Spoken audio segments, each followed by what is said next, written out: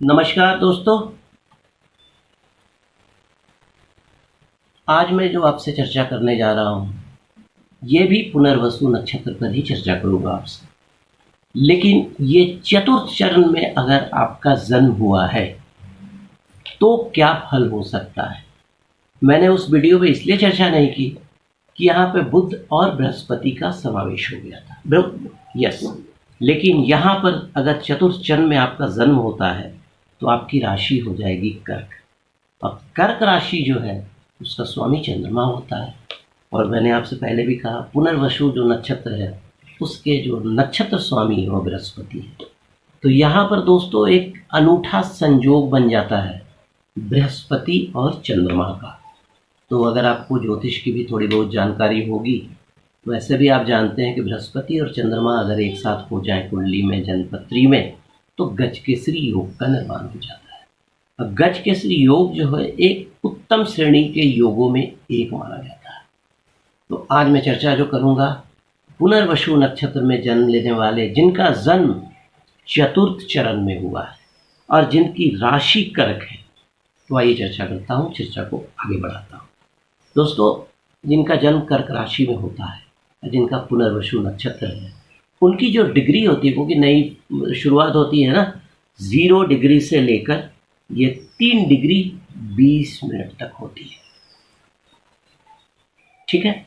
अब आइए देखिए, अगर आपका चतुर्थ चरण में जन्म हुआ है तो कौन कौन सा अंग आपका प्रभावित हो सकता है। अगर आपका पुनर्वसु नक्षत्र में जन्म हुआ है, फेफड़ा, रिस्पिरेटरी सिस्टम, श्वसन तंत्र, उसके अलावा छाती, इंटेस्टाइन, क्योंकि बृहस्पति जो होता है इंटेस्टाइन और चंद्रमा ये इंटेस्टाइन को बहुत ज़्यादा ही अगर गड़बड़ है तो प्रॉब्लम्स कर सकते हैं। गैस्ट्रिक का प्रॉब्लम आ सकता है, डाइजेशन का प्रॉब्लम आ सकता है, इन चीज़ों का प्रॉब्लम आपको आ सकता है।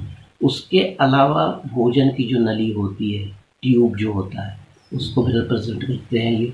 उसके अलावा वहाँ पर एक अग्नाशय जिसको हम लोग बोलते हैं, वहाँ पर भी इनका असर होता है। ठीक है। अब आइए थोड़ा आगे बढ़ते हैं। अगर आपका जन्म पुनर्वसु नक्षत्र के चतुर्थ चरण में जन्म हुआ है तो किस तरह के रोगों की परेशानियों से सामना करना पड़ सकता है। देखिए, इसमें सबसे पहले चूँकि ये फेफड़ा से रिलेटेड होता है तो टीबी होने की संभावनाएं हो सकती है अगर आपने ध्यान नहीं दिया तो। ऐसे लोग निमोनिया से भी बहुत ज़्यादा त्रस्त होते हैं। हमेशा उनको कफ की शिकायत होती है, कफ का एक्युमुलेशन हो जाता है हमेशा। उसके अलावा चूँकि कफ का जब शिकायत रहेगा तो खून क्या होता है हमारे फेफड़ा में साफ होता है, तो ब्लड का भी कोई प्रॉब्लम्स आ सकता है, रक्त विकार हो सकता है। उसके अलावा एक बीमारी होती है वेरी वो भी आपको हो सकता है, हाइड्रोफोबिया, वो जो हाइड्रोसिस, क्या वो जल की जो बीमारी होती है वो भी आपको प्रॉब्लम कर सकता है। इंटेस्टाइन में इन्फ्लेमेशन हो सकता है अगर आपकी कुंडली में पुनर्वसु नक्षत्र बृहस्पति और चंद्रमा में कोई दोष है। ये आप अपनी जन्मपत्री दिखवाकर उसका एनालिसिस करवा सकते हैं। उसके अलावा भूख लगने की शिकायत रहेगी, भूख लगेगी ही नहीं। उसके अलावा जो श्वास नली जो होता है, ट्रैचेयर इसको हम लोग बोलते हैं, उसमें सूजन हो सकता है, इन्फ्लेमेशन हो सकता है। इन चीज़ों का ध्यान रखेंगे। और चंद्रमा से रिलेटेड लोग और बृहस्पति से रिलेटेड लोग को जॉन्डिस की शिकायत अक्सर यहाँ देखी गई है। इन चीज़ों का ध्यान रखेंगे।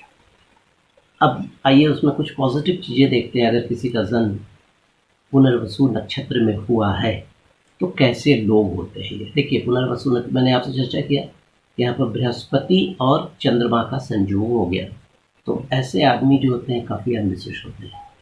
उसके अलावा काफ़ी ऑनेस्ट होंगे। चंद्रमा भी एक शीतल ग्रह है और बृहस्पति तो देवगुरु है ही।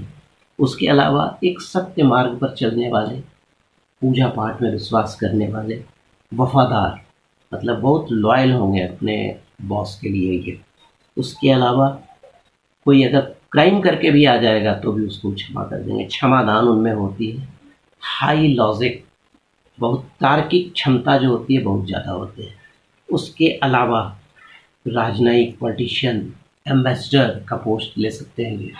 धन की कोई कमी नहीं रहती है। ऊंचे स्तर पर जो जुडिशरी की सेवा होती है वो कर सकते हैं अगर किसी का जन्म पुनर्वसु नक्षत्र में हुआ है तो। अगर पुनर्वसु नक्षत्र में अगर जन्म हुआ है तो किस तरह का व्यापार आप जुड़ेंगे? देखिए, you can be a very good doctor, एक अच्छे चिकित्सक हो सकते हैं। और अगर आप गैस्ट्रोएंटरोलॉजिस्ट का कोर्स करते हैं तो ये आपके लिए अति उत्तम होगा। उसके अलावा आप पुरोहित हो सकते हैं, चर्च में जा सकते हैं, मंदिर में जा सकते हैं, और भी जो भी धर्म आपका है उस धर्म के अनुसार आप अपने रास्ता को चुन सकते हैं। उसके अलावा अच्छे इकोनॉमिस्ट हो सकते हैं, आप अच्छे एडवोकेट हो सकते हैं, नामी रिनाउंड एडवोकेट हो सकते हैं, ज्यूडिशरी में जस्टिस हो सकते हैं, प्रोफेसर हो सकते हैं, प्राचार्य हो सकते हैं, अच्छे बिजनेसमैन हो सकते हैं, अच्छे बैंक के अफसर हो सकते हैं। उसके अलावा चूँकि चंद्रमा यहाँ पर जुड़ा हुआ है तो जो जल से रिलेटेड जो मतलब जो कम्युनिकेशन होता है, जैसे नाविक हो गया, जल से रिलेटेड कोई प्रोफेशन, उसको आप कर सकते हैं। उसके अलावा ट्रैवलिंग की जो मतलब ट्रैवलिंग करके जो आप व्यापार करते हैं वो भी आप कर सकते हैं। ऐसे लोग बहुत अच्छे सेल्समैन भी होते हैं, हमेशा वो टूर में बाहर रहते हैं। उसके अलावा नर्स की सेवा हमारी जो बहन है वो कर सकती हैं। उसके अलावा आप ऐसे डिपार्टमेंट में काम कर सकते हैं जिसका रिलेशन जल से हो, और कोई भी लिक्विड जिसका संबंध जल से है आप उन चीज़ों का व्यापार कर सकते हैं। उसके अलावा आप घी का व्यापार कर सकते हैं, स्वीट्स का व्यापार कर सकते हैं, मिल्क का व्यापार कर सकते हैं। ये आपके लिए अति उत्तम होगा। ये अपनी जनपत्री की विवेचना कराकर आप इन चीज़ों को सोच समझकर जो आपकी जनपत्री बोलती है उसके अनुसार आप कर सकते हैं। तो दोस्तों, ये था एक छोटा सा आपके साथ शेयर। पुनर्वसु नक्षत्र में अगर आपका जन्म हुआ है तो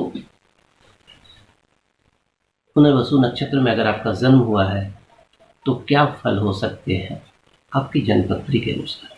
सो आज के लिए इतना ही। नमस्कार, धन्यवाद।